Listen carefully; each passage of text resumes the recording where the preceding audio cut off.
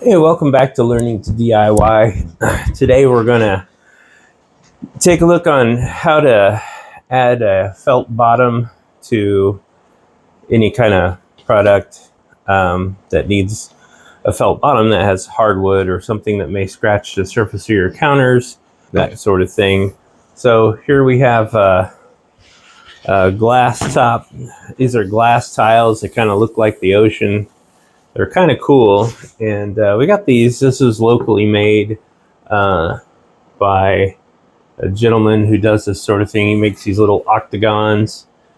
I know he does them in 3 different sizes, but anyway, I went up to Harbor Freight, got my multi-purpose scissors that are on sale right now for 69 cents. And then we have our Do It Best hardware store, that's our local one, and that's where we got these heavy-duty felt blankets that have adhesive on the back.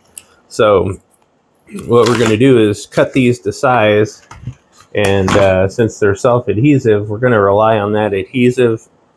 We'll see how it lasts. If we can't cut them with the scissors, which I'm going to try, we may have to use a hobby knife.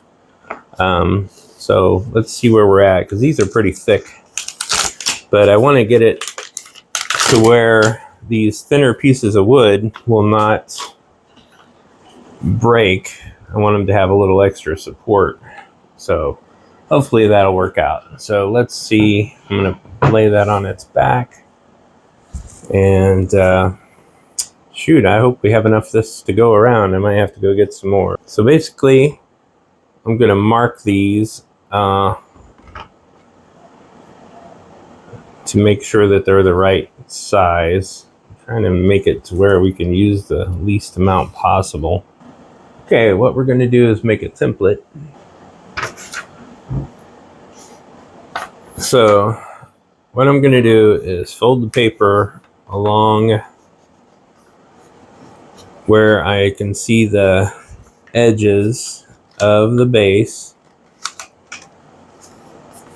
So we've got a pretty good idea where that is. Okay, so I've got some indentations there, and I'll just cut along those indentations.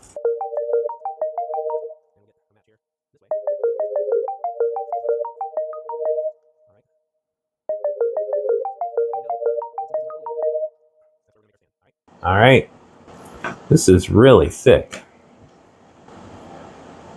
and we're just going to mark where we're going to cut.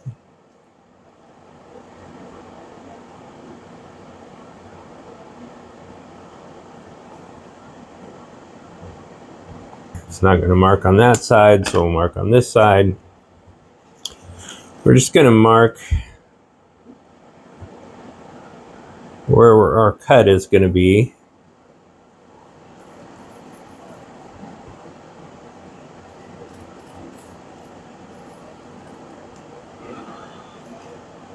Ooh, have to line it back up if you get off. All right. And we're just going along with, we're going to use the straight edge that already exists there. All right, so we should be able to cut that out, and that should match one of these. Let's see what we got. Let's see if these are strong enough for 69 cents.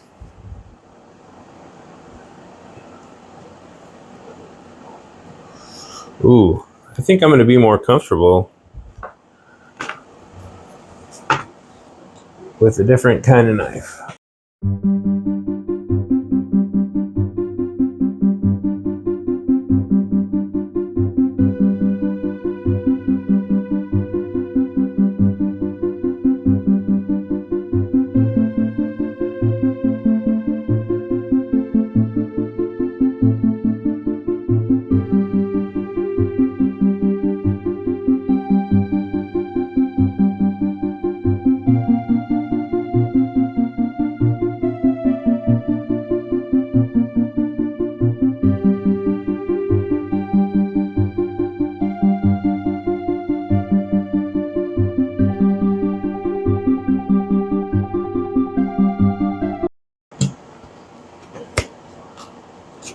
All right, we got it off of there, and that is a tiny bit over on just about every side, but I think it'll be okay that way.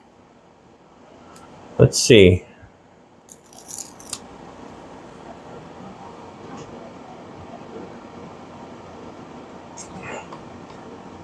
All right. So sticking it on there, that adhesive is a good adhesive, it feels like. And you can see we're a little bit over everywhere.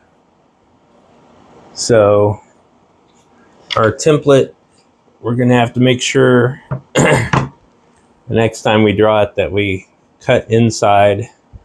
But it's not bad. And really, I don't know if you can see this, but I can just cut on the inside right here where it overhangs and just cut that right off. That's close enough to be able to just cut off any excess right there.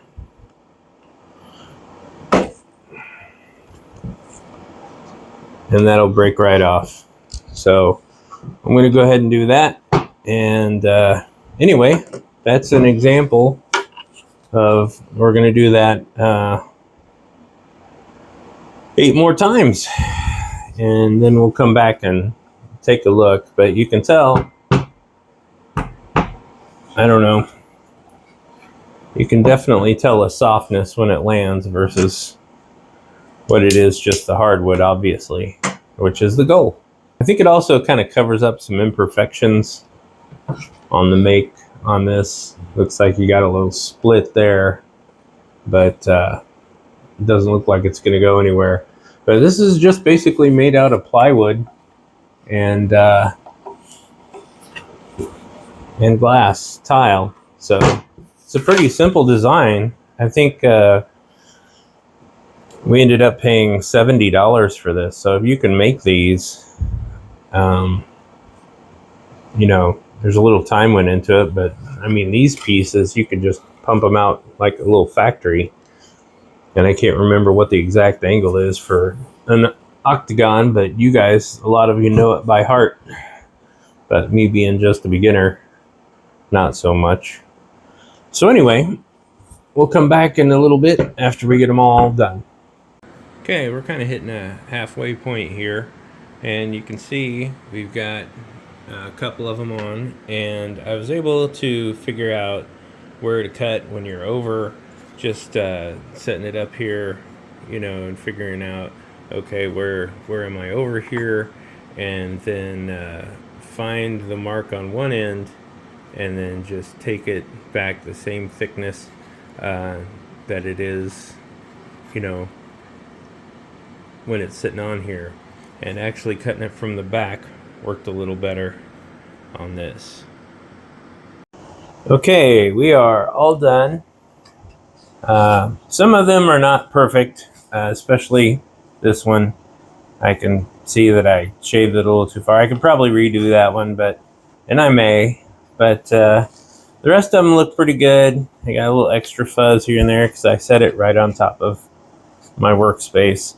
I will note that I figured out the best way to cut, and that is to get a nice pile of rags, make it really thick, and when you're cutting, make your pencil mark on the felt side, like so, and then you want to take your utility knife and just go straight down along that line in several places.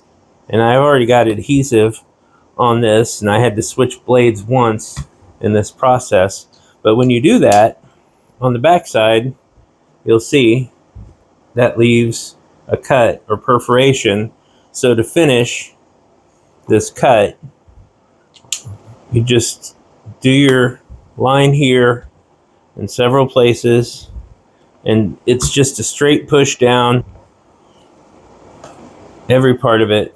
And then to finish the cut, you just go back here and just follow that line and you end up with a really clean, good cut. So that worked out great. And you can hear it's still heavy,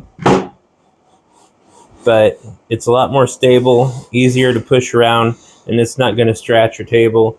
And as you can see, I did not use that pile of rags every time, because now I'm going to have to go over this with some oil to fix that. So anyway, that's one way to put felt on the bottom of anything you own that needs a little extra cushion. Thanks for learning with me.